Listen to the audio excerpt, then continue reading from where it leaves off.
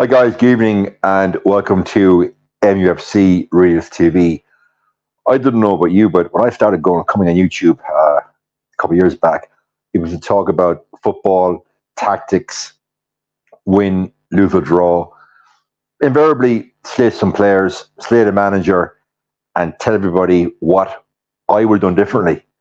But yet here we are now tonight, and we are talking about financials and an on-off protracted takeover. So for me, our beloved club, it's trading off the fumes of the past. It's trading off storage history.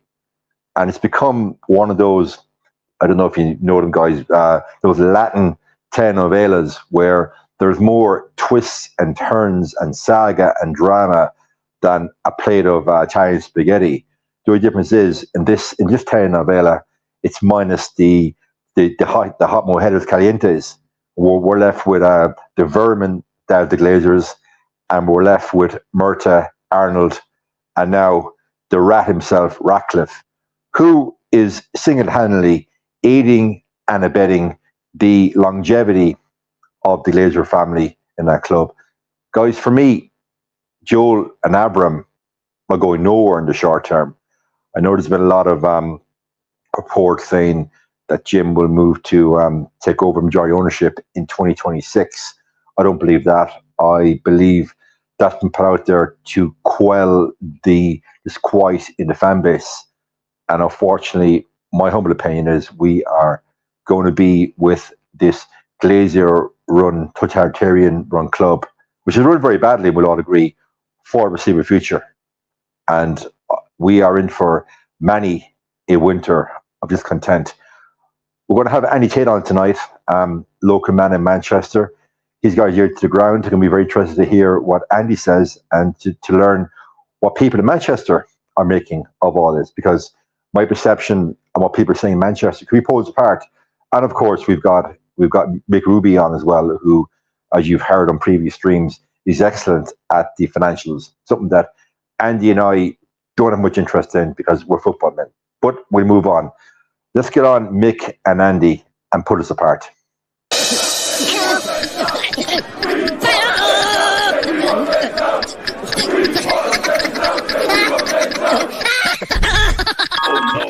Welcome back to Mufc Realist TV. My name is Bella. I am a presenter and hostess of this channel. Thank you for tuning in. The show is about to begin. I want you to give this video a cheeky little like and subscribe to our channel if you have not done so yet. As you must agree that I am better looking than Mark Goldbridge, so what are you waiting for? Just do it, smash that like button now. Let's go Reds, buckle up, get ready to rumble. Ladies and gentlemen, from Mandalay Bay, Las Vegas, let's get ready to rumble!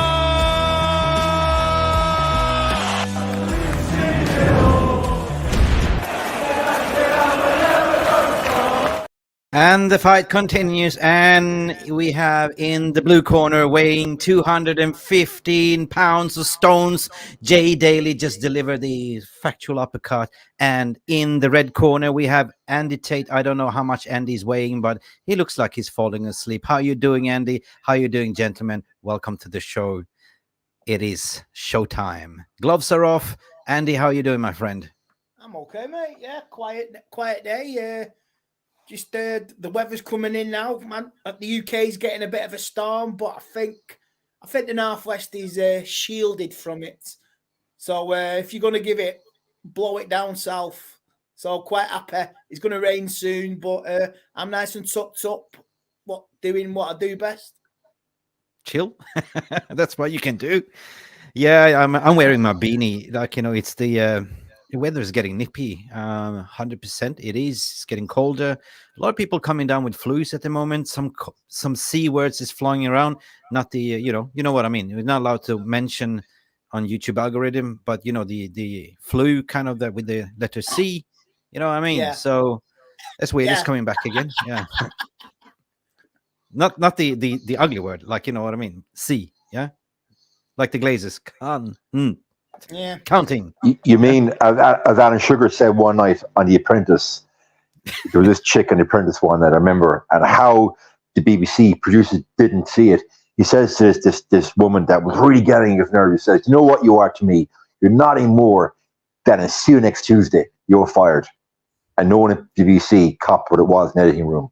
I thought it was classic Alan Sugar. So we are run by a family that are the capital C of see you next Tuesday. Jay, I have a surprise for you. Am I supposed to say I like surprises? Because I don't. Hi, mate. How's it going? Craig. How's it going, Craig? Craig? It's not Craig. It's that chap from Bristol, who should remain nameless. Drawdy, you're devious character now. You could have WhatsApped me all day and let me know that you were going to grace me with your presence. Surprise, mother yuckers. You're a devious devil after that, sir. Devious devil after all that. Well, you know what I'm like. Just like to randomly show up at times. So I know. Actually, for people who don't know Drawdy, right? Drawdy has this lovely, soothing, relaxing voice. But really, if you've seen Snatch, he's Bricktop, just with the perfect English accent. But he's Bricktop. That's what he really is. Except for I don't wear the really thick rimmed glasses all the time and tell everyone that they're... let's not say that on camera right now. Otherwise, Mick will be angry because you get demonetized. So No. This is uncensored today, Jorty. For people that don't know... He's got a narrator's voice. I'll give him that. Definitely a narrator. Mate, I've genuinely got a face for radio. Like blind kids cry whenever they see me in the street. So it's all good. Bit like the Archers radio too. No, worse than that. Way worse than that. By all honesty, Dorothy, we've been talking today as well, like, about people that don't know you. Maybe you might share some story who you are, basically. Let's leave that out, Mick, shall we? I think I did some stuff once on a other platform and I'm no longer there, and that's about all I'm going to say on it. So yeah, and I'm sure Andy kind of knows me from many years ago when he probably saw me on Twitter, but we've never really come across each other. But I don't know, man. I'll just call you Bruce Wayne. We know we know your real Dark Knight, that alter ego. You know what I mean? I'll just call you Bruce. That works for me. I mean, I'm a really shit version of Batman, but yeah, that's fine. So, or maybe you're just a Joker in all this. Why so serious? No, let's not go there. Nope, let's not go there. But anyway, welcome to the stream as well. A little bit of surprise. Just look at the face of Jay. Like, he looks like. Yeah, as I said, I don't like surprises. Normally, my surprises is going to on a Monday morning to work and see the shit show that my incompetent weekend staff have left my place in. So yeah, I'm not a fan of surprises, but it's good to have Drawdy on and be interested to hear his input. So Drawdy, first question to you. You're a man that almost has his finger on the pulse of all things football and all things Manchester United. What information, if any, can you share from the perception on the ground in the UK in general and in Manchester? We'll go to Andy for the Manchester perspective, but just the UK in general, in England, what perception now do English people have, football fans, of Jim Ratcliffe, the aptly named Ratcliffe, taking over 25% and enabling the Glazers to stay in the club? The trouble is at the moment, and I'm sure Andy gets this being a local guy, it's kind of, I don't think there's much positivity around it. I think a lot of people see it as either a smokescreen or that really it's not what it probably seems. We've seen it with the media last year. Let's be honest with you, lads. It came in as soon as there was the statement from the Glazers on the 22nd of November last year with strategic, and I'm going to put this in air quotes, investment. And then for a whole year, we've been bouncing back between Sheik Jassim and Sir Jim Ratcliffe. Nothing's come of it, has it? And then all of a sudden, it looks like it's going to be that 25% from Sir Jim, and now it's going to be another 2 weeks. So I think everyone's kind of a bit fed up with it at the moment. I feel like it's just going to keep dragging on. And I think from my mates who are United fans, and the people that I do know up in Manchester, I'm sure Andy will say this as well. I think everyone's just fed up right now. Everyone's just fed up. I don't think there's any real opinion either way right now. Obviously, there's some people who are massively pro Qatar, some people massively pro Sir Jim because obviously he's a local guy. But I think there's a lot of apathy in the fan base right now, if I'm honest with you.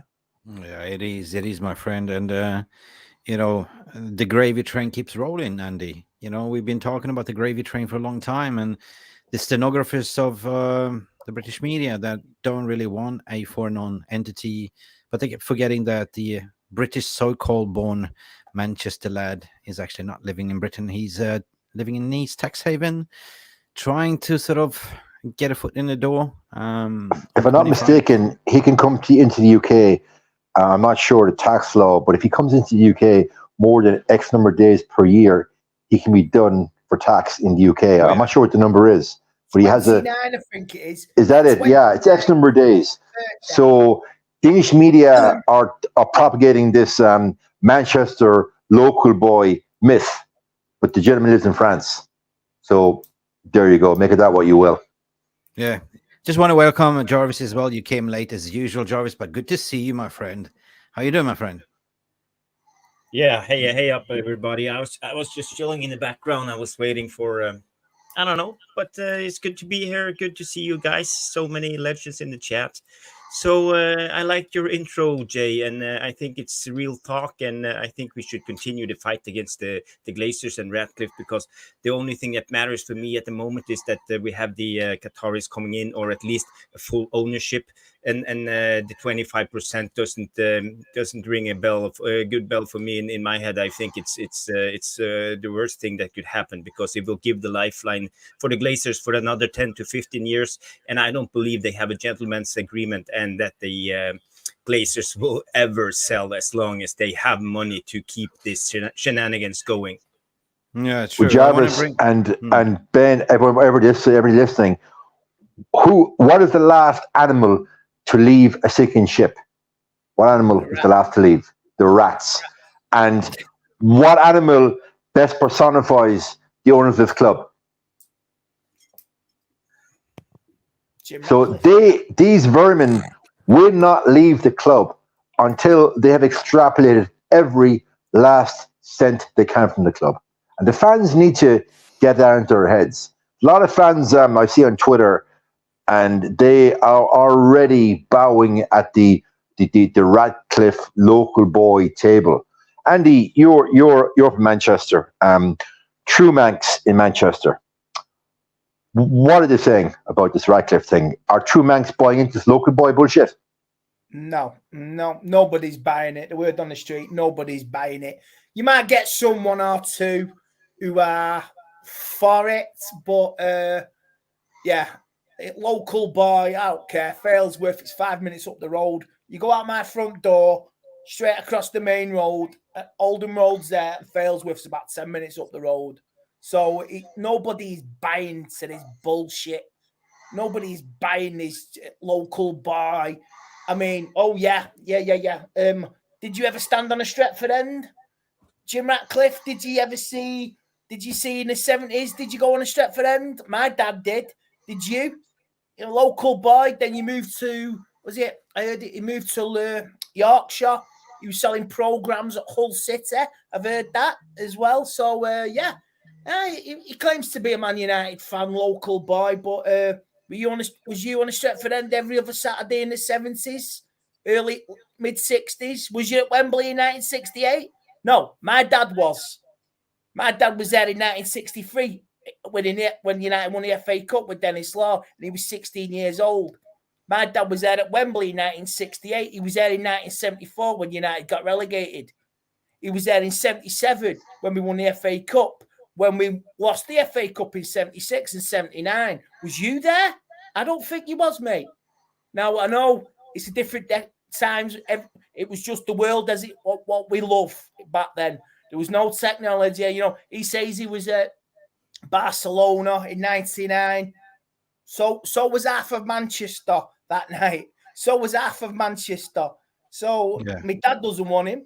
My brother doesn't want him. I don't want him. Even my dog doesn't want him. So, and she's adorable. She's a beautiful little cockapoo. But I tell you what, no. The word on the street is, let's say, nobody wants him. Now, the fan clubs, was it must? I don't trust must. I don't trust any of these fan groups because they're all looking for their own selfish needs. Yeah. The fan base is fragmented. Absolutely, it's like a gas pipeline. It's quite appropriate for everybody else, isn't it? It's chemicals because it is absolutely fragmented. Fragmented. Georgie, I know you came in as a surprise, but I understand you got to go as well. So it's so nice to you for popping in and to say hello as well. But what's your general thought and feeling like in terms of what's been reported in the media? Is it more of the, the British so-called scenographers that don't really want sort of a Qatari takeover? They are more pushing that gravy train agenda. They want the Ratcliffe to come in there, because at the end of the day, they will lose credible sources within the club because they're going to do restructure. And there's been so much leaks going on within the club, right? And this is where they're getting the information from. What's your thoughts and feelings regarding this, mate? Honestly, with the moment at Manchester United, there's obviously a lot of leaks that come out of the club. There are a lot of people who are well connected and have people in different positions around the club. And some of the leaks are really not helpful. They're not, especially on a match day. You shouldn't really be giving team information away, which helps the other side. You shouldn't be doing that. I don't agree with it. But at the same time, if people are willing to give leaks and stuff away, then there's clearly a cultural problem within the club anyway. So that's endemic. You can't change that. And then when it comes to the whole financing thing, I think personal feelings aside, everyone just wants Manchester United to be a successful club again. Sir Alex Ferguson came into the club where only a couple of months after I was born. That's all I ever knew. All I ever knew was Sir Alex Ferguson was the manager for my entire life until he retired. And all I'd ever known as a United fan was success year after year after year after year, because I wasn't old enough to remember, obviously, his first 6 years where he struggled. I know we won the FA Cup in 1990, and everyone says, Mark Robins saved his job. I don't believe it was Mark Robins who saved his job. I think that's the myth that everyone says, but it wasn't Mark Robins. And I feel at the moment that everyone wants that Manchester City success right now. Everyone wants to fast track it. Everyone wants the big names coming in. Everyone wants the money rolling in. And I get it because Manchester United has always been a successful club and they want it now. I think everyone feels if the Qatar money comes in immediately, you can go and get your Kylian Mbappe's. You can go and get, your Jude Bellingham's, although he's never coming now. He's at Real Madrid, let's be honest with you. And you can fast track it to a degree. But then on the flip side, you've got the other opinion, which is they want to do it the United way, the right way, without that hanging over the club saying, we've done it the right way. But what is the right way anymore? At the end of the day, I think Andy, obviously you've watched United throughout the years. You just want the club to be back to being your club again. As a local, I understand you guys feel very much that it's been taken away from you. Is no longer your local football club, the one that you've been going to every year. It's been taken away, given to some Americans, and basically is out of your hands now. It's basically a franchise. I think with Qatar, you either want to fast track it, or you feel like Sir Jim is that's not going to fast track it. I don't really have an opinion either way. Do you feel like you want to fast track, or do you feel like you want to go the right way as a local guy? It's a catch-22. I want to feel like a family again. No. I really do. And that family was taken away from us in 2005. We fans never really had much of a say because what was going on the pitch, we were still winning with Sir Alex. Then when it all changed in 2013, it's things were going. Ticket prices, you got to pay for Champions League tickets when you couldn't afford. And that was implemented straight after the takeover. You got to pay for Champions League tickets, even though they would take it out of your bank account and you couldn't afford it. And that would put you in debt with your bank. That's what Man United implemented after the 2005 and the takeover. So it's like taking money, and you're trying to work your socks off, trying to keep. I can't attend the game. I can't attend the game. If you can't attend the game, you still take the money out of your account, and that's it. You can't make it. So I want to be successful again. Yes, and it's times have changed. It's the way it is at the moment. Yeah, I want United to be a force for good again. That's what we all want. I mean, that's what we all want. But we are, like you say, mate, we are evil. Behind the scenes, we are evil. We have been run by evil. Evil. It's a vile disease, and it is contaminated. And they've welcomed in another one to the table, and it's absolutely heartbreaking. Listen, for me, this whole 11 months of takeover gash, it's been reported as a race, right?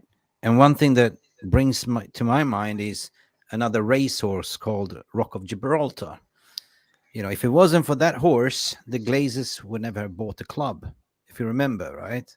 It was a dispute between Sir Alex, who actually never had put any penny on that racehorse, and McManaman, right? The Irish. So they basically sold the shares to the Glazers. If you remember, if it wasn't for that bloody horse, we would never have been bought up by the Glazers. So talk about a race. Rock of Gibraltar, yeah. Incidentally, in Roy Keane's first autobiography, written by Eamon Dunphy, Roy makes that point very, very clear, that had Alex not possessed such a massive ego regarding that horse, that the Irish would ultimately have been running that club.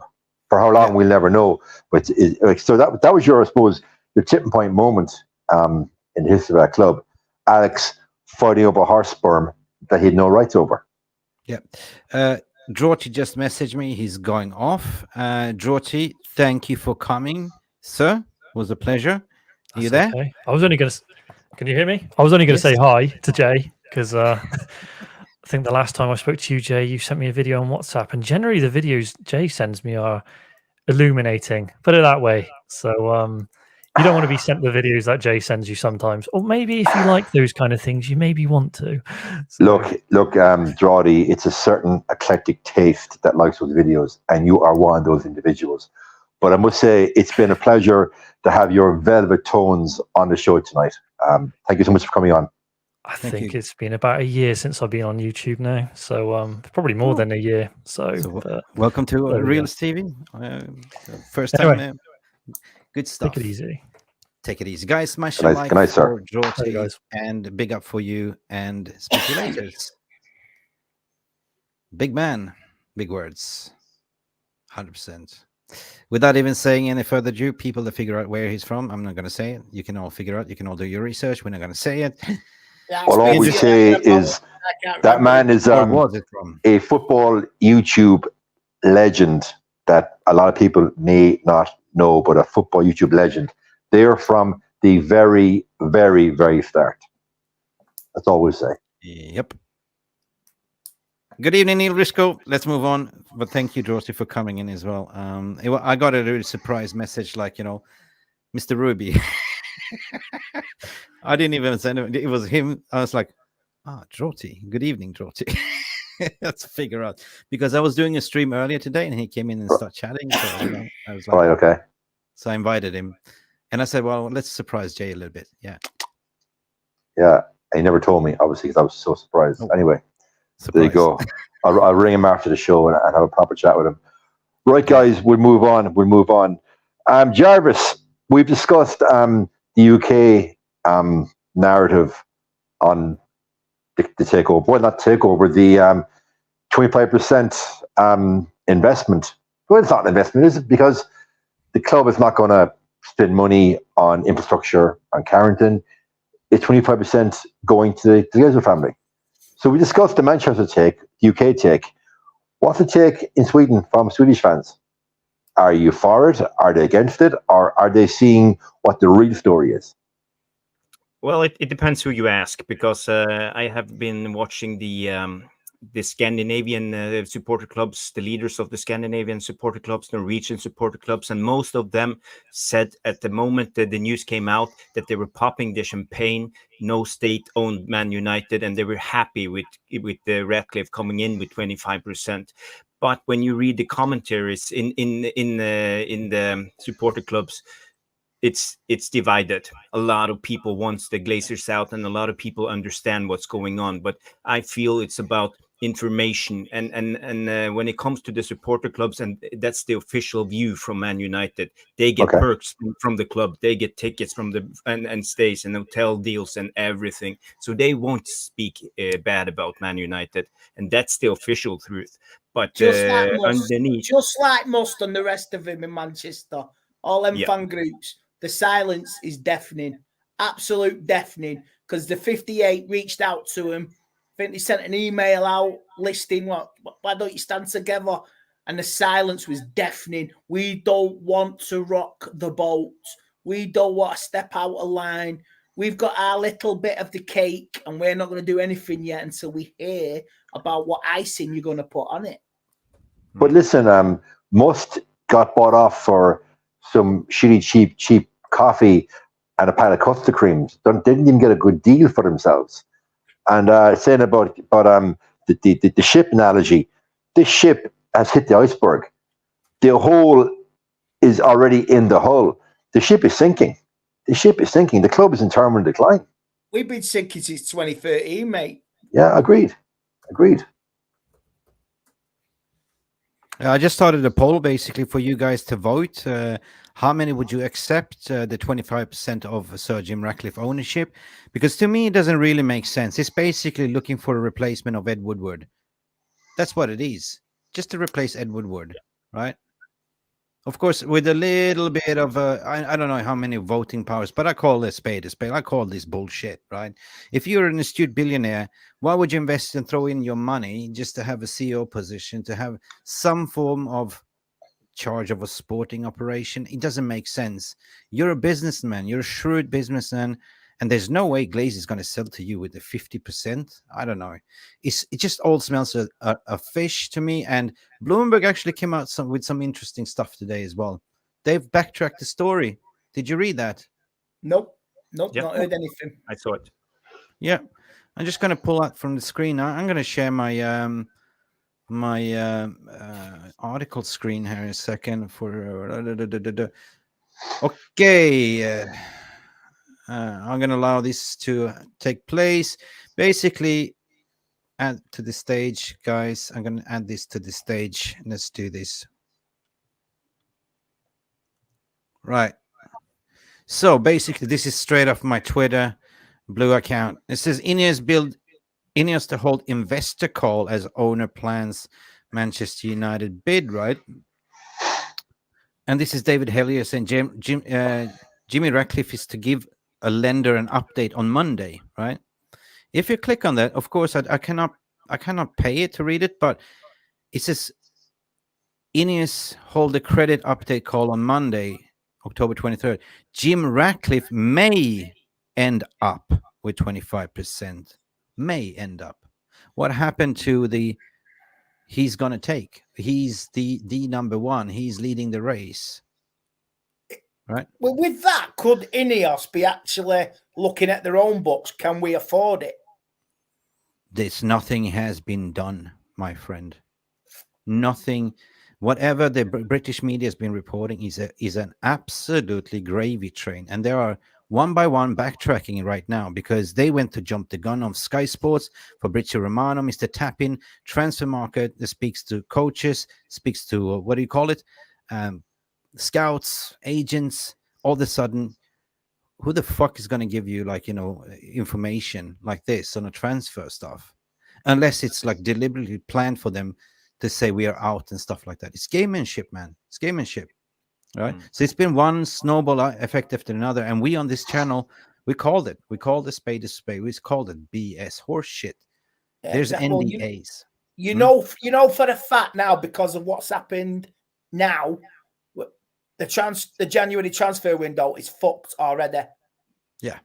Absolutely fucked. Ten Hag is not going to get any help whatsoever. No.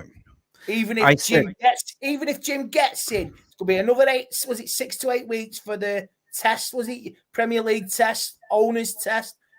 It's done. This season, we've got what we've got now.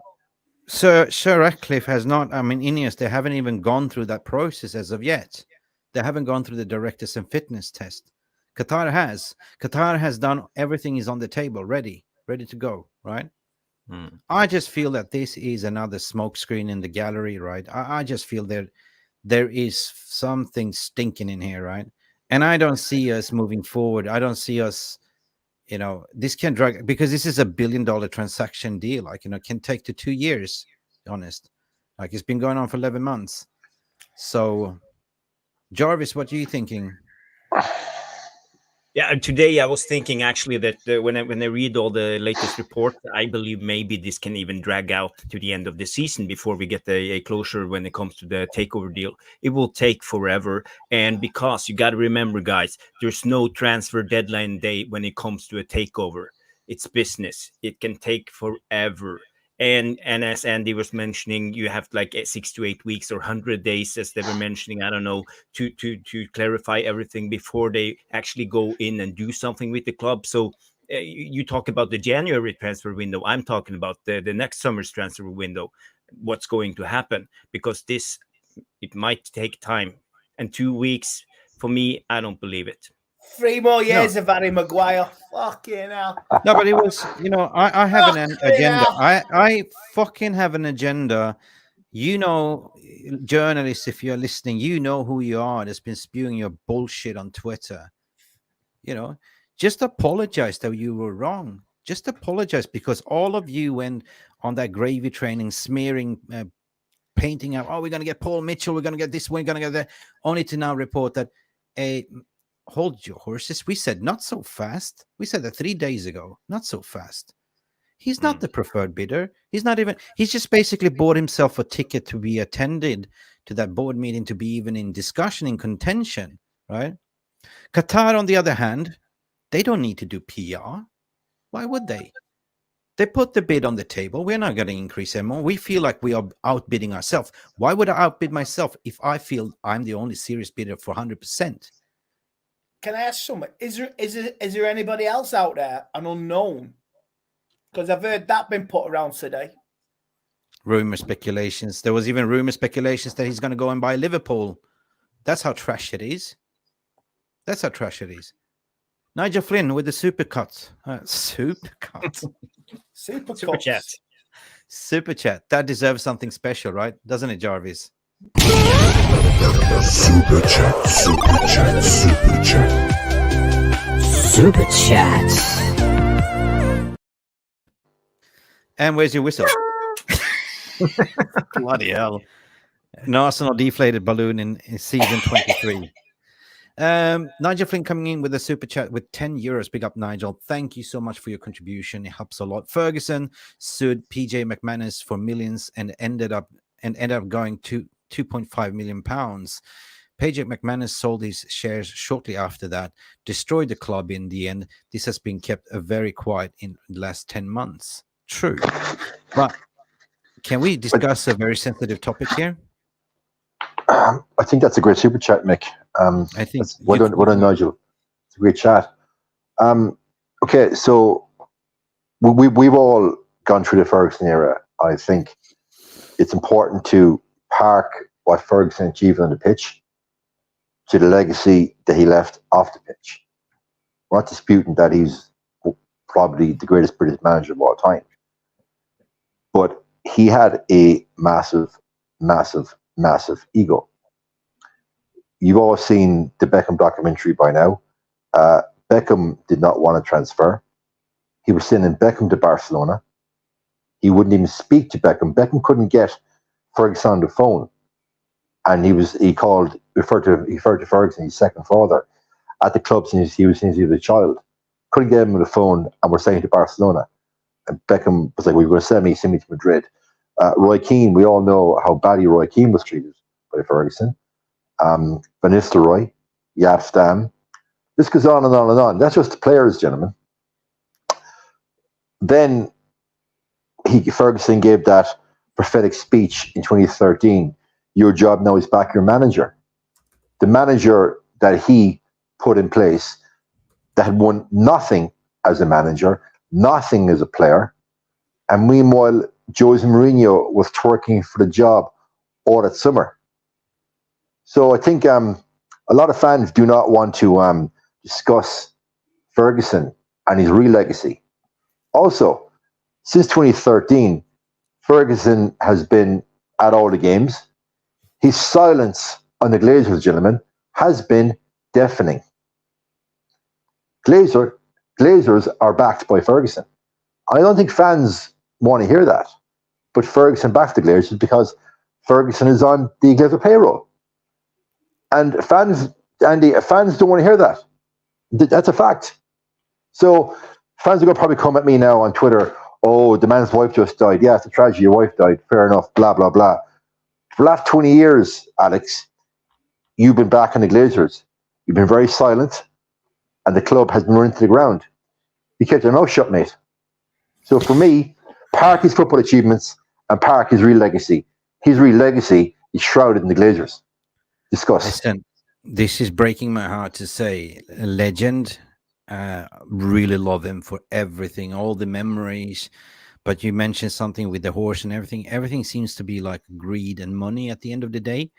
While Glazers took over and he walked away, they paid him money to sit on the board and be a silent partner. Just take it, just to be there as to divide and conquer the fans. At least we have some legends sitting there on the board, but you now have no voting powers. Like, if you really protected the legacy of what you did and our fans and understand, you would have actually said something and spoken up more, according to my opinion. 1958 United against the Glazers has been mentioned in numerous, but it's kind of a little bit taboo to say, and it's a shameful to say because I don't want to slag the man, you know what I mean, because everything that he done. But at least, all I'm saying here is, like, if you protected your legacy, if you sat there on the board, together with Gil, you got all paid off to sit there and be silent, right? Is that wrong for us to say? I mean, Andy? does it feel... Andy, what are your thoughts on this? I'm sort of... Nobody's speaking about that.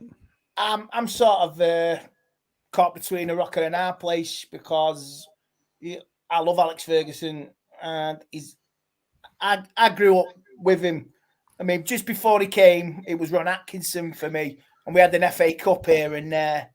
And I say the guy nearly died in 2018 as well. So it was a dark day that day as well. So I'm more say it's politics. That's a politics side, business side. I'm just a fan. Okay. I love Sir Alex Ferguson. I can't say with what's going on, everything now, it's all getting political in football with United and all that as well. So I'm just a fan. I don't do politics and business. And Okay. I just want my team back and my club back. And I'll love Alex Ferguson for everything he's done. I will. Okay. Andy, that's fine, mate. We respect your opinion and we've got great respect for you. That's why we have you on here. So yeah, we've no problem with that. Jarvis, what's your take on this? Something that nobody wants to talk about. No. When it comes to Ferguson, he was the legend. We all loved him when he was at the wheel. I'm that old that I remember the early days of Ferguson, and when we first won the cup and the Cup Winners' Cup, it was great times. Ferguson, he struggled, but at the end, he got paid, and he and Gil was the most paid manager and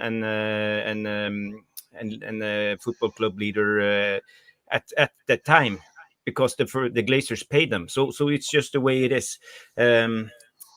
I believe Ferguson said the famous word, you have to support your manager at the moment when he did, not because he chose him, but maybe because he didn't get to choose the one he wanted. I remember that Ferguson had a meeting with Pep, and there has been a lot of rumors going back and forward what really happened. And the Glazers were still in charge, even though Ferguson was there. So how do we know that not the Glazers just effed it up as usual and we ended up with David Moyes? And Ferguson understood at that time that David Moyes wasn't good enough, but the only way for a manager at his caliber to be a good manager is to give him time. So that's why he said maybe the famous words. I'm just speculating, but maybe. That's okay, but I know for a fact that Jose's agent broke the news to Jose that he wasn't getting the job, and Jose's got a record by saying he broke down and cried because Jose believed the job was his. If you remember back in that year in 2013, Real Madrid won it. It was the Champions League. Real Madrid Champions League. I remember Jose came out into the game. You know, Jose, typical Jose, champion friends of well. In my opinion, the best team lost. Jose was on a champion offensive. We could have got prime Jose then. And for me, my take on it is that Bobby Charlton, and it's well documented, did not want Jose. Ferguson didn't want Jose. Yeah, it wasn't an Asian squad in 2013. We'll all acknowledge that. But Jose gets 2 or 3 signings, 2013. Man City were just in their ascendancy. They weren't what the Man City of now. Liverpool were still Liverpool. 2 or 3 signings, prime Jose. And again, another sliding doors moment. Yeah. Top 4 would have been top 4 the following season, top 3. No. Speaking about a new squad, we just gained 10 new members as a new squad as Realist TV. Oh my God!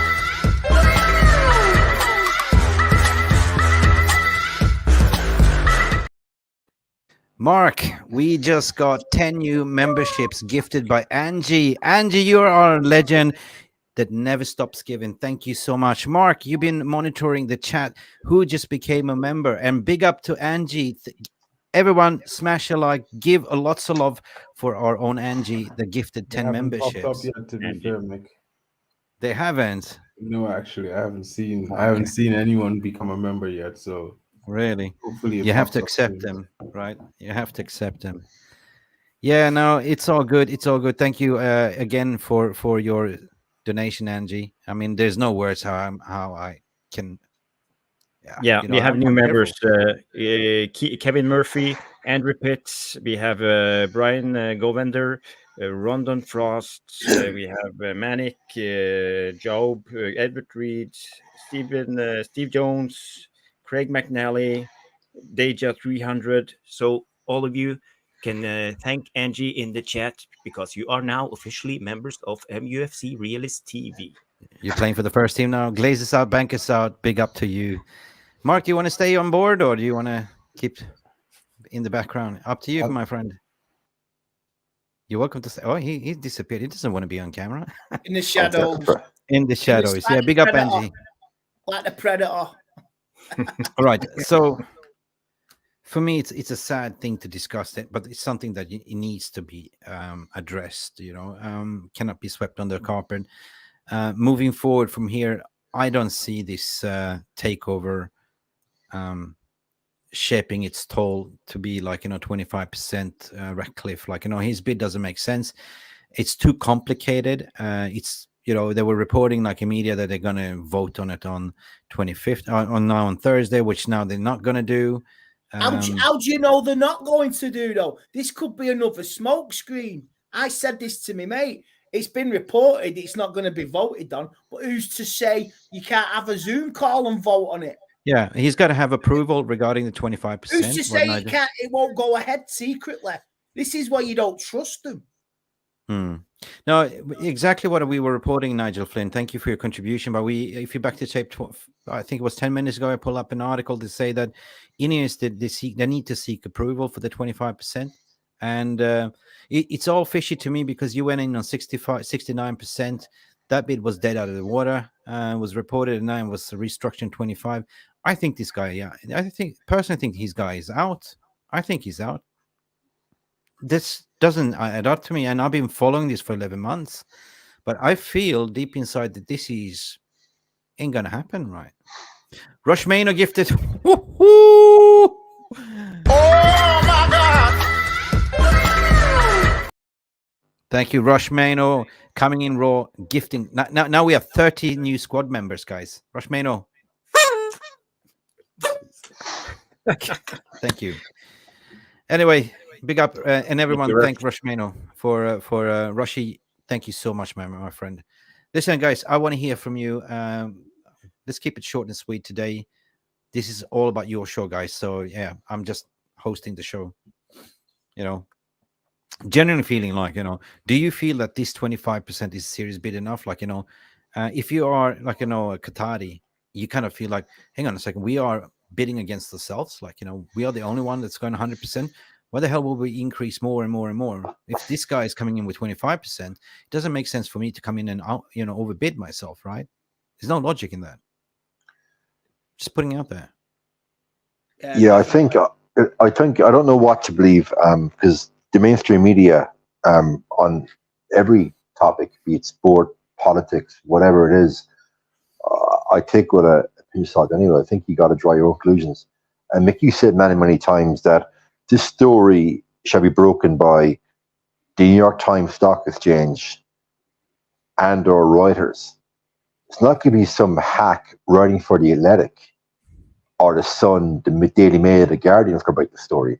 It's not going to happen. I think the sheep on Twitter need to get their heads out their asses and realize that. Yeah. But I said always, Jay, I always say, you got to ask yourself the critical question. Who, when, why, and what are they doing it for? Right? There's always those questions. Now, obviously, somebody leaked out this story, went like snowballing effect. What happened to the stock market and the stock prices as soon as Monday came? It plummeted down. It plummeted down. It was not real news. It was fake news. It was created by somebody, leaked out the information to Sky Sports. The newsreader was saying with conviction, Sheik Jassim is out. Sports washing. Did you have to say sports washing in the middle of thing? It's been one thing after another. It's been like, LBQT. It's been sports washing, human rights, all that stuff, right? It's been a dire season for Manchester United with leaks about allegations. I don't know. This is some internal war inside, and the staff, they don't even know if they have a job. No wonder nobody's communicated. So this can equally be somebody within the club that's not part of the sales process that's leaking information, right? Can be scouts, can be anyone. Scouts usually talk to Fabrizio Romanos and all that, but I doubt there's some financial person speaking to Romano. There's a difference between credible journalists within the sports transfer market than a financial market. Okay, I just want to leave you on this. So Sky Sports banged the drum, and so have our I won't say friend, but our Twitter colleague Simon Stone and all those chaps, and Miguel Delaney banging on about sports washing and the LGBTQ, which I don't agree with sports washing. I don't agree with the anti-LGBTQ movement in Qatar. But when Newcastle were bought by Saudi Arabia, there was no mention of this whatsoever. The British journalists, English journalists, there was no mention of this. It was like Newcastle, I've been bought by a sovereign state fund. No mention of all this, because Manchester United are one of the biggest sports clubs / franchise, whatever term you want to put on it, in the world. And any story that comes out, the media can dine on it for days and days on end. Like we are, what are we now? We're 10th in the Premiership. We're an average side. We're an average football side. We're no more. We're no less. We're average. But yet, the media will always write stories about our club. Oh yeah. Andy, you and I grew up in the 80s when we were a cup team on their big run in 83 and 85. But I remember as a child on a Sunday opening the News of the World, and there was always some big story about one of our players every week in the News of the World, because that's who we are. We're just a massive club. We make headlines, and in the old days the phrase was paper doesn't refuse ink. Well, in the modern day, a phone or a computer keypad doesn't refuse fingers. So we are one of the biggest sports stories in the world, and the media feed on it. The media feed on it. They love it, and they always will. So this off on protracted 25%, whatever you have in yourself. I agree with what you guys said earlier on. It's going to affect the January window. It's going to affect the summer window. This 25%, I can't see it happening this side of Christmas. I really can't. No. Listen, Before we are now January. another 10 add-on from Angie. Is this real? Angie, did you do this? That means that we are 40 members right now on this screen. Angie, love you. I cannot explain anymore how I feel. I will text you after. Big up. Thank you. Everyone, smash a big like for Angie, a lady that never stops giving, and also Rush Manor for his 20 memberships as well. Andy, yeah, can you imagine this? Like, can you imagine that we haven't won for over 10 years a league, but as soon as you mention Manchester United in the press, no matter if you're not a Manchester journalist or whatever, it sells. It sells. Commercial value is huge. Are you there, Andy? He froze. No, I think he's out. He froze. But listen, I was watching Webby O'Neill. Big up for Webby O'Neill. Like, yesterday they had a amazing interview with the author. I can't remember his name, but he wrote that book, the Greatest Money Machine. I think it was the Cash Machine. And he spoke about the Glazers, the CIA, and George Bush. Like, I really want to read this book, but if you haven't watched Webby O'Neill, big up to Webby O'Neill, that channel, for doing that interview. But this guy, this journalist, he spent like numerous years writing this book, and it's released. But there's some interesting stories about the Glazers, and he was laughing about Jim Ratcliffe in this bid. He was like, I don't want to go there, Okay. So even he feels also that it's a prop in a way. Like, he was also saying what we were saying. This guy, he doesn't have the cash. All his assets, he earned his money late, and all his assets are tied in. I mean, all his money is tied into assets. So now that you're seeing that they have to have a vote for 25%, means that they haven't come to that decision as of yet. You have to ask the board if it's Ineos. He's not himself, right? So it's a board. And it's been also reported that it's going to be bankrolled by JP Morgan and Goldman Sachs and stuff like that as well. So how far have they come? Are they out of the race? Are they actually in the race? That's a big question, right? I had to ask the question with Night 2 Holding Foundation. Didn't get much radio silence. The reason why they're silenced, because they're confident, right? They don't have to go out and make comments. We're still in it, right? Why would they, right? Nobody has. The only one that's been drumming this is the British media. It's always been Ineos. They couldn't shut up for the past couple of days since today. Like, trying to paint the picture. Oh, we're going to get poor Mitchell as a sporting director. Yeah, fantastic. Mitchell is great, right? But for me, it sounds like, okay, why would you put in 25% and sit there like a CEO, like be the replacement of, Matt Judge and what do you call him? I don't want to say his name, Woodward, right? Yeah. And you still have a bottleneck effect, because everything that it's not your money at the end of the year. 25% might be your money, but what about the rest, right? So everything has to go escalation as per usual, go to Joel and Avron Glazer to sign off. So imagine if we were very slow on decision-making process and transfers, imagine adding on an extra layer to that cake. Fucking doesn't make sense to me, man. Yeah. No? I agree. Because they want this guy to win so bad, so they are propping up. Same what they will never slag off Harry Maguire or any of these British players in the media, right? It's that bias, I think. I mean, I'm just speaking uncensored today. I'm just gloves are off. I'm tired. I would not believe any word that comes out. And I was challenging them all today on Twitter, say, you guys should speak the truth instead of speaking lies and speculations, twisting and turning stories, because at the end of the day, you're playing with humans' mental health, right? Jarvis been getting DMs. I'm getting DMs. What do you know? It's like, mate, you believe what you believe, but I certainly don't believe in this gravy train. Hey, Jay, I have a theory that I want to tell you, and I want to hear you and Andy's opinion on it. If Andy comes back, I see him in the background, but I'm not sure if he's still loading. But He's still loading. He's frozen. Yeah, Mick and I Glazers, don't touch her, Andy. But you remember what we talked about yesterday, Mick, on WhatsApp? Because my first thought was when this came out, that I believe this was the Glazers' last attempt to manipulate Jassim into increasing his bid. I think this is their final deceive, and they want to they want to try to manipulate Jassim to up his bid, and but at the same time it came out that Jassim removed his bid, and then the Glazers panicked and initiated like a media frenzy, and all this falsehood and attempting to unsettle the Sheikh.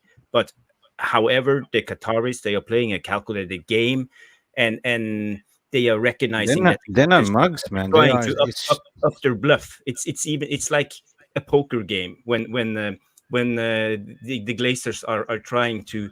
They have nothing on their hand, and they're trying to buy the pot, and they just throw on a lot of money, but the Sheikh is just calling, and now they try again with 2 stacks more.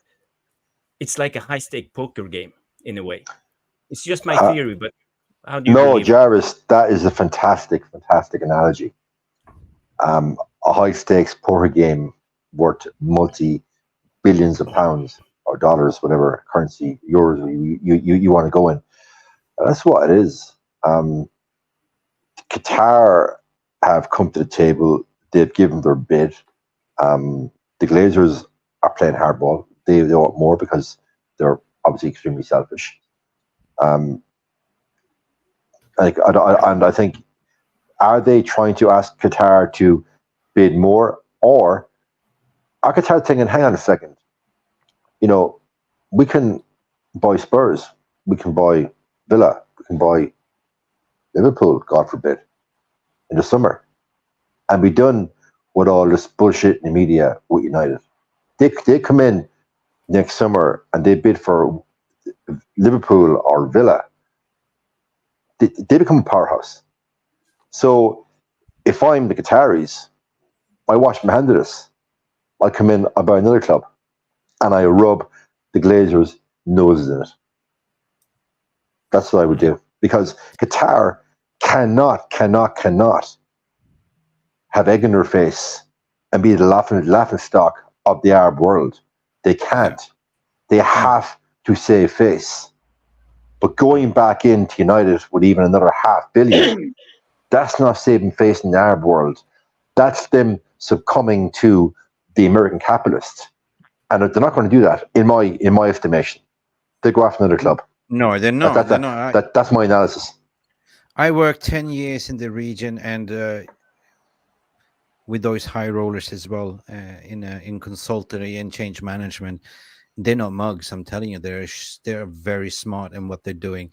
They appointed the best-in-class people in this negotiation. We're talking about Fadi Bakus. We're talking about Shabazz. We're talking about all this, the top elite in the banking world and the legal advisors, right? They're not mugs. They know how to play chess, of course. That's why I go on Reuters article, to be honest, to say, like, this is more likely what it is. Reuters didn't say anything. Reuters, just went out to say, like, he just refused to raise more money. Why would he? Like, he's already put $6 billion on the table, right? Why would he raise it himself? And that's all. That's all it's been printed so far. Them, and another credible journalist, which I do respect, and that's David Ornstein. David Ornstein doesn't come out and yap much unless he's 100% sure. David Ornstein didn't mention anything. He said, but 2 bidders strategic board meeting Thursday. End of story. Yeah. So we can kill this. We can nip this in the bud if we want to. But it's up to you as a fan to use your logic and sense of reason. We are just pointing you to the right direction. We're not saying it's this way or that way. Don't clip us for this, because this channel has always kept the powder dry and to say, you know what? We didn't panic. We didn't jump the gun. We kept saying NDA, not so fast, not so fast. Most of the majority fan channels was already making videos and trying to convince themselves, oh, it's done, it's done, it's done. It's not done. It's not done. How can it be done? It's only done until the fat lady sings and then comes out with the club. if Rainy Group announces who's the winner, so far nothing. So far we've seen that he's got to have a board meeting with his meeting, like Ineos, and ask for the 25% loany, whatever. That sounds to me that he's far not even close. That's just my thought. What are your thoughts, Marky? You did a show this morning. Guys, I got to go, okay? Mark, all right. Andy, Jarvis, Nick, good night, guys. Chat soon. Jace. Good night. Good night. Okay, see you on the post-match, right? Oh, big up. I kind of think it's more, we have to pay more attention to the fact that everything's under non-disclosure agreements, you know? And like the finance guy, Kit, said the other day in the stream when you guys were having it, his team doesn't know anything. They're all speculating left or right, whether it's on Sheik Jassim's side or it's on Jim Ratcliffe's side, they're all speculating. All right. And if you look at the process for the last 9 to 11 months, the media either has been steps behind or been kept on a train, on a feed in frenzy, you know, in a direction they want them to go. So I don't know. I don't really believe in it too much. I'm waiting to see cold hard facts. And if I'm thinking from a business side point of view, money is cold hard facts. Money is more important than the possibility of more down the road, because anything could happen down the road, you know? Yeah. So that's just me. Anything can happen. Anyone, sorry for guys, there's so many of you in the chat. We try to sort of pin down and say hello to everyone, but if we don't have time to mention all of you, like big up to all of you that's coming into the stage in the VR room. You're all loved, you're all respected. We are Manchester United fans, no matter where you are in the world. Let us know, like, you know, if you have a special name for NDA, somebody called No Dickhead Agreement. I don't know, but we got to look at the poll as well, because you guys been voting, and I want to see what the vote is, because I did post a poll. What the hell happened to my poll? Actually, can anyone see my poll? Yeah, I just saw it in the beginning. It was 90%. I posted a poll, right? I want to see. That's better. Yeah. There's 89. Oh, you. Dude, you 89. said it. And it is after the watershed, so we can have a giggle. Yeah, you know. That's what she said, right? I'm gonna display and let's see. Okay, I did say how many accept 25% Sir Jim Ratcliffe. Believe it or not, 11% said yes, they would. And majority, 89% in this stream said no. So far. Big up Tony Bond. 89%. So I want to hear from the 11%. Why do you think this is a good idea? I mean, maybe they just want an end to this now, like everybody. This is too much, because we just want to enjoy football. Listen, at the end of the day, if I'm telling you this, my personal preference is 100%. But if he came in and was successful to buy out 69%, right, or whatever, 51%, I would probably be in the yes bracket as well. Like I was all for him when he came out. I was all for him, 100%. When he came out with guitar, I'm all 100%. When they made their bids, I was happy as Larry. You know what I mean? But as it, like you say, as one went up, one went down. With the it's like, oh, you can have that. You can have that Star Wars Millennium Falcon for Christmas. You know what? Top Shot. Oh, do you know what? It's there. It's there. It's there. It's there. I tell you what. Here's a small. There's a small little model of it. That can you do a Jamie Carrier? Jamie Carrier. It's there. It's there. Yeah. Listen, I get it. I get that. Like everyone is super tired of this. And everyone feels exactly like this.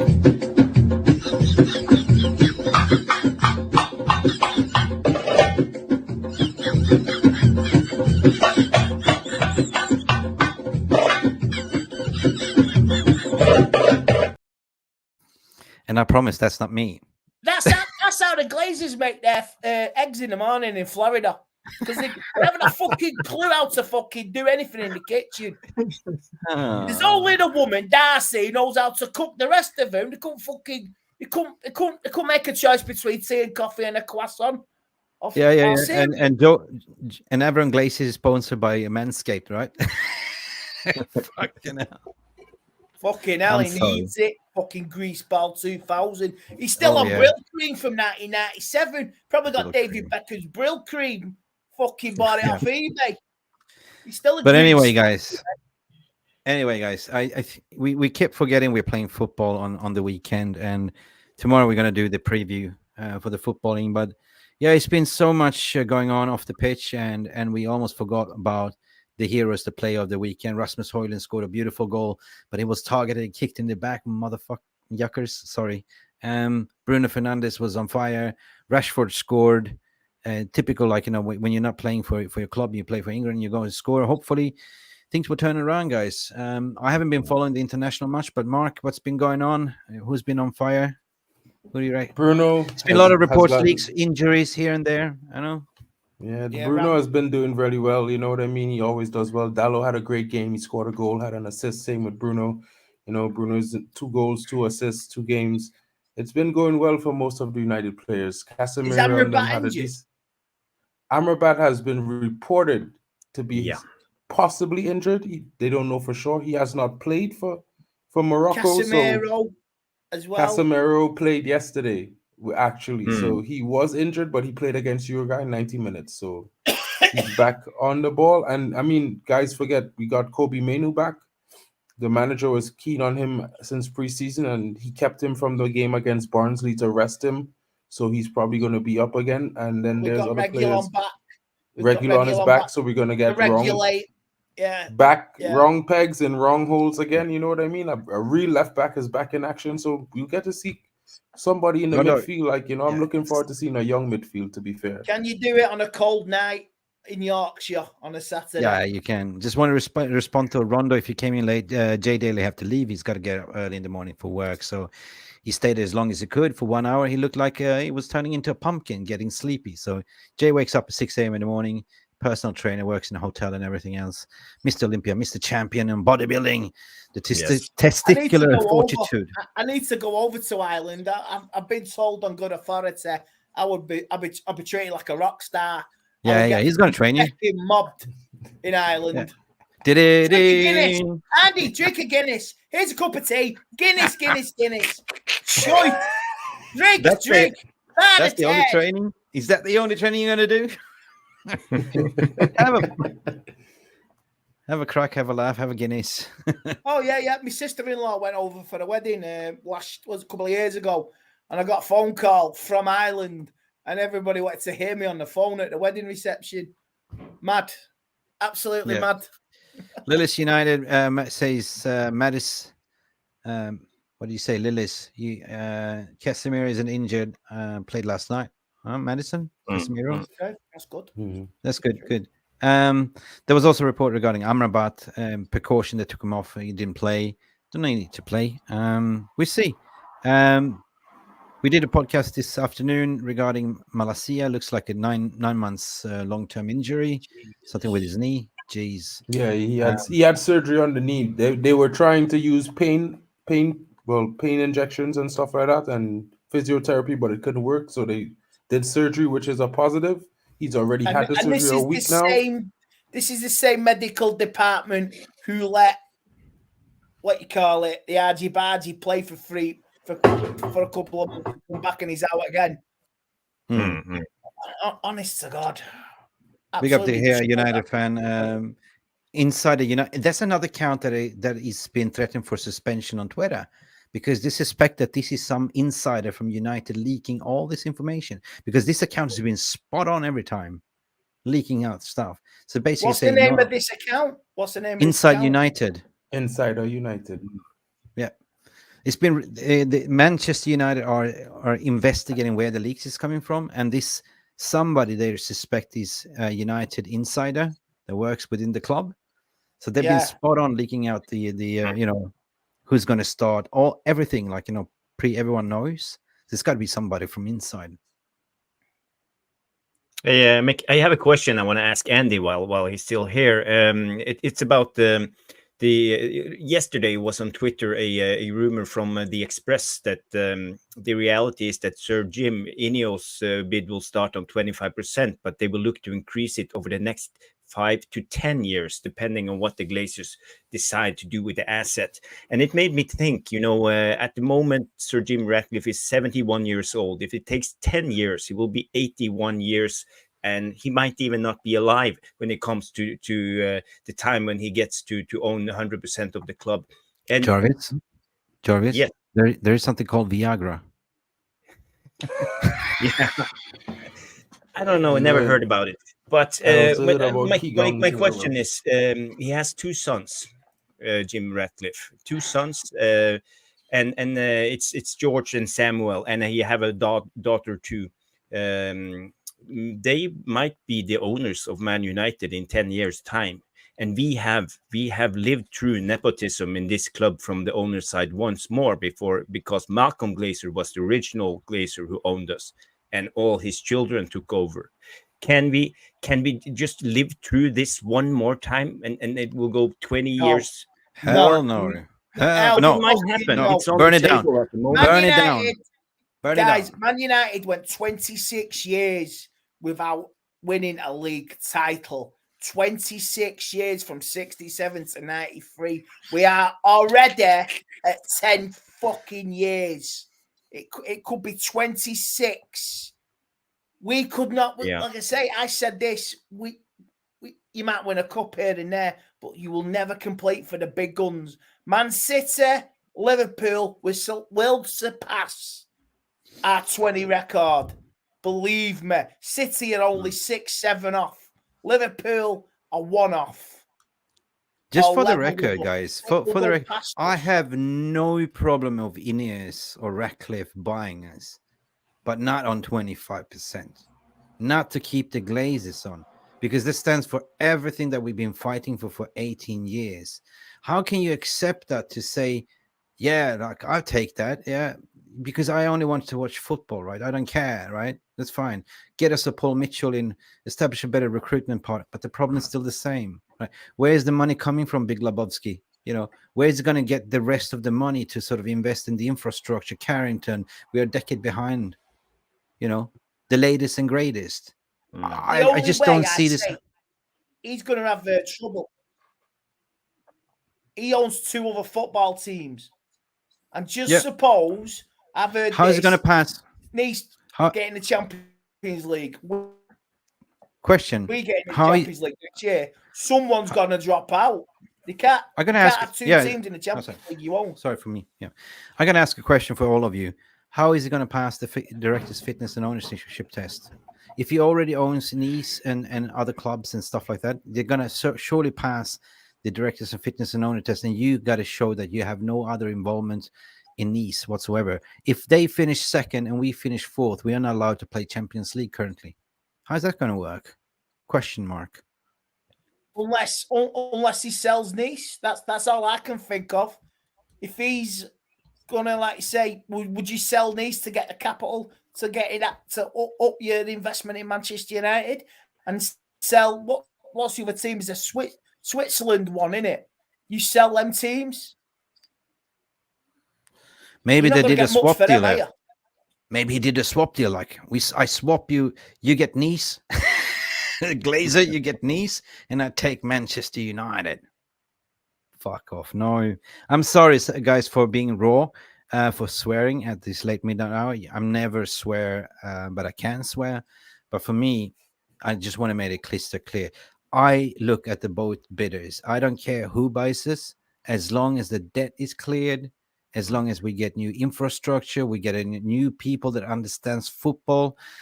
Treat this as a football club, not a freaking business, right?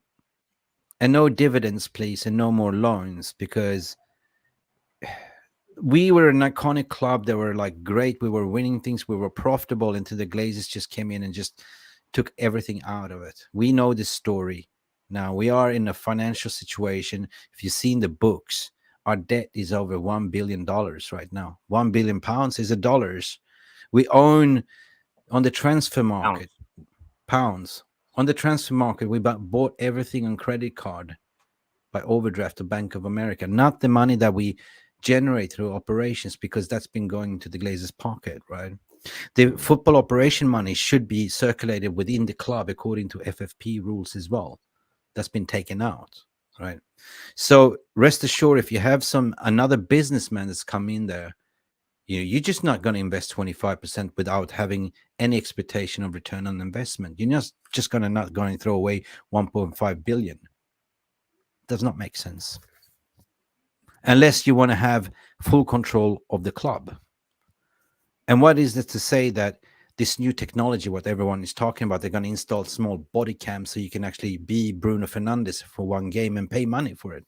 I want to see the footy from the 360 perspective. I don't want to see how Bruno is bouncing and it's like, you know what I mean? With VAR, with the virtual reality glasses. It's would this speculative. even be allowed? Would this be even allowed? Don't know, man. Yeah. Oh, a good question. Bestie, your daughter's getting married tomorrow. Big up. You want to be Marcus Rashford for 90 minutes? No. I want to be a Mariner, the referee, to see what the hell's going on. I want to see the brown paper envelopes exchanging in the corridor. Seriously. I worry about you can buy Saturday. I worry about guys. I worry about Saturday because it's the referee Saturday is the ref who did Tottenham Liverpool and did send off that player. All right, the goal was not his fault, but the sending off was absolutely scandalous. Yeah. So listen, I worry. I really worry. I have a suggestion. If they're going to implement these mini cameras, I want to sit in the VR room to watch what the hell they're doing. Seriously, call it a spade a spade. It won't be a bad call, that. No, it won't be a bad call, that. There's a camera inside the camera watching the guys watch the monitor. But it's Michael Oliver who's refereeing the Sheffield United game, isn't it? I read Michael Oliver. Yeah. But he's not the worst referee, is he? Or is he against us?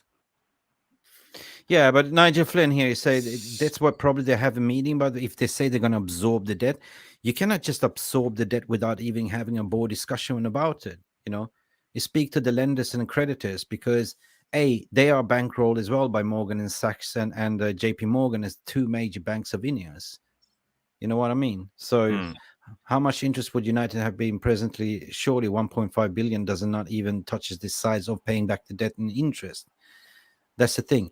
The debt needs to go. In order to be successful on the football operation side, if you are taking over the sport operation, you got to get rid of that debt. There's no other way. Where's that money coming from? Unless you're going to bankroll it from JP Morgan and stuff like that.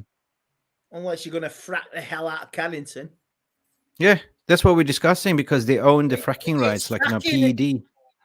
This is smokescreen with mirrors. It's fracking. This is what it is.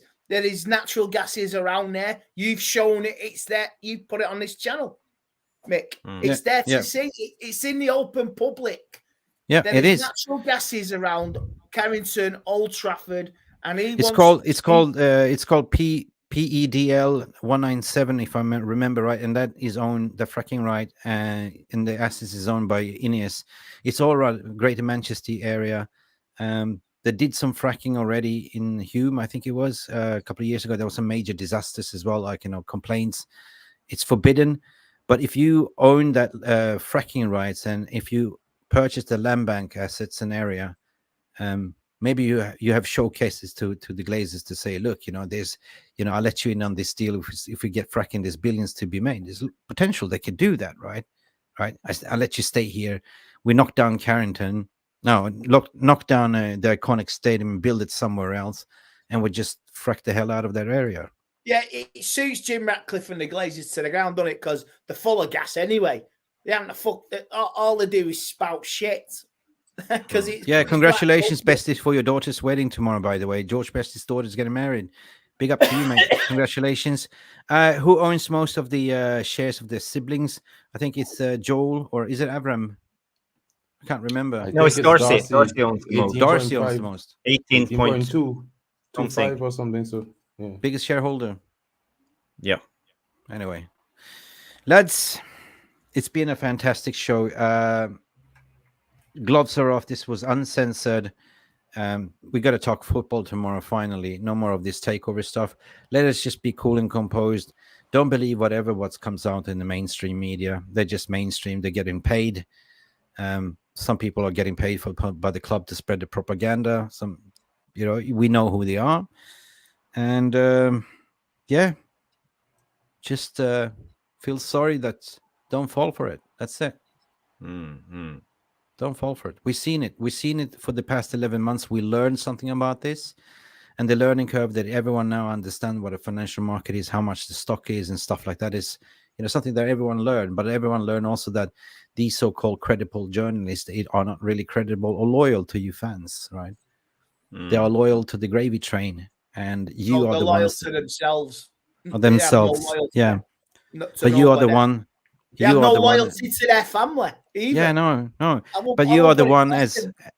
You are the one Some as. of these journalists would backstab their own bleeding mum. Yeah, man. That's the level of it. They're just as guilty as Jim Ratcliffe. Yeah, but the sad part of it, Andy, is that we as fans, so you that are watching, mental health is a serious issue, and you all care about the club. It's been a dire season, and they've been using this to the max. And I've seen the mental health, how do you say, percentage has risen up within the fan base. Everyone is so tired of this, right? From sacking the manager to Mason Greenwood's story to Anthony allegations and all that bullshit stuff to leaks and everything. And who's benefiting from this? You got to ask the hard question. Are you benefiting from it? No, you're suffering. The ones that are benefiting from this is the ones that are making money out of it. Just simple fact, right? That's all I have to say from my end anyway. So guys, you've been beautiful. You've been amazing. Thank you for tuning into our channel. We didn't ask you to smash the like, but if you can do so, it certainly helps this channel and the video up in the algorithm. Sometimes YouTube algorithm is not nice. Subscribe if you haven't. We're not forcing you to subscribe, but it is free. It is free, and you get to see real content with real fans, real opinions, raw, and no clickbait, corporate shite. That's what you say, Mark, right? Mark, you're sleeping.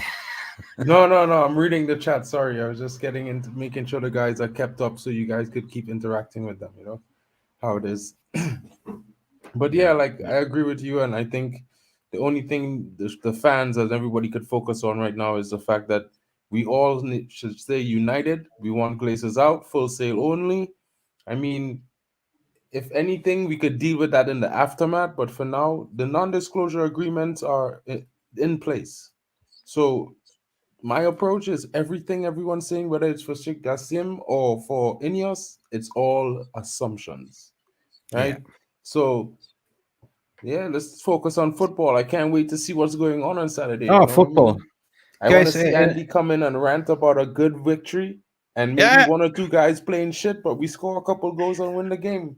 Unfortunately, I've got a busy Saturday. I've got to do the game with the paddock.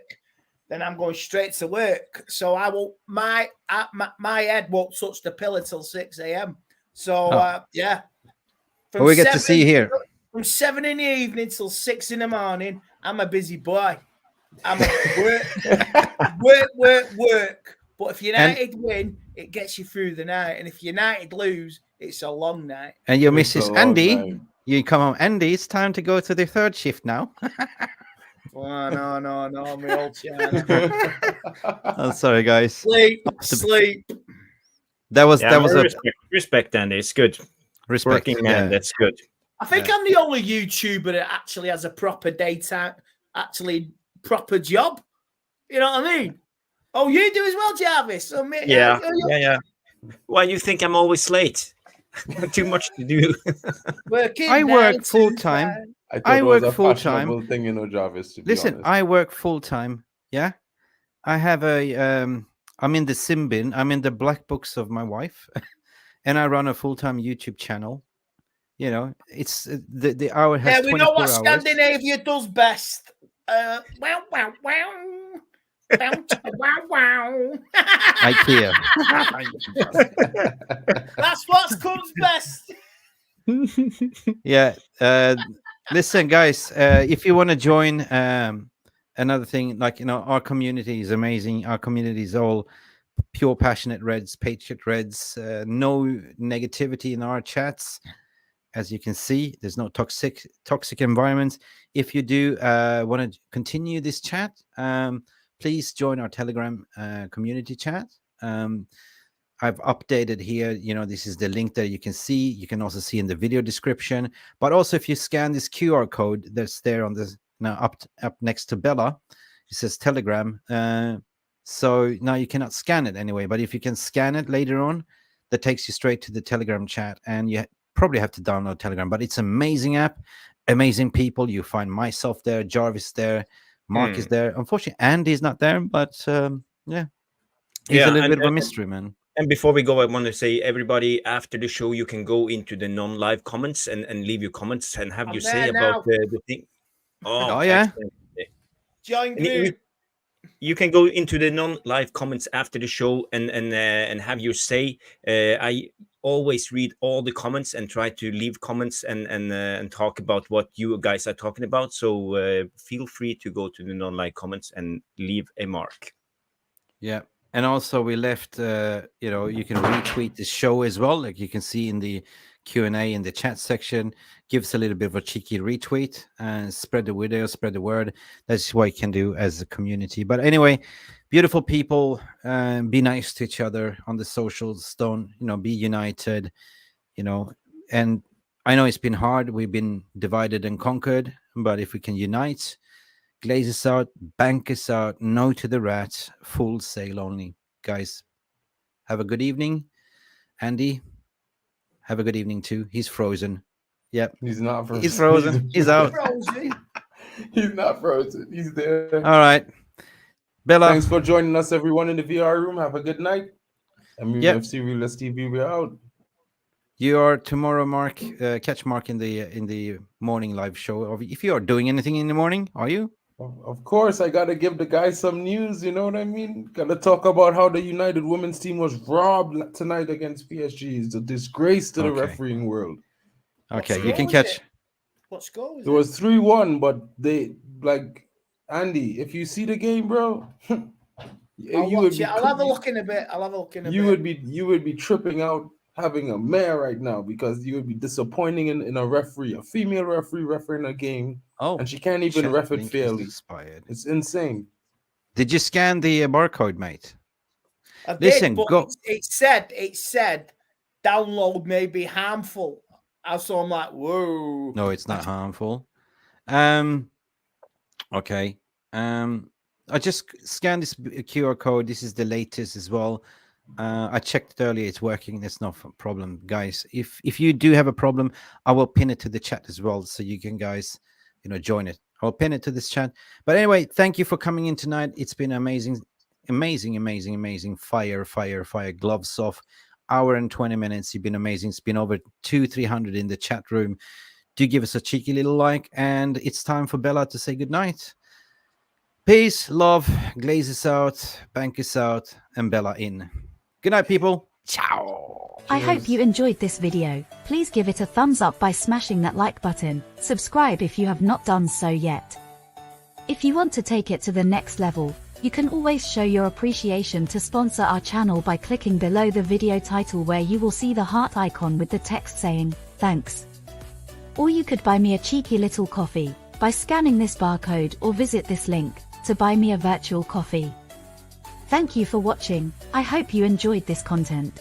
Remember, glory, Man United, glazers out. It is green and gold until we are announced and sold. That was all from me. I wish you a good day and a great match experience, and I shall see you in the next video. Goodbye. Thank you so much for stopping by and watching Mufc Realist TV. Don't forget to like and subscribe and follow us on the socials.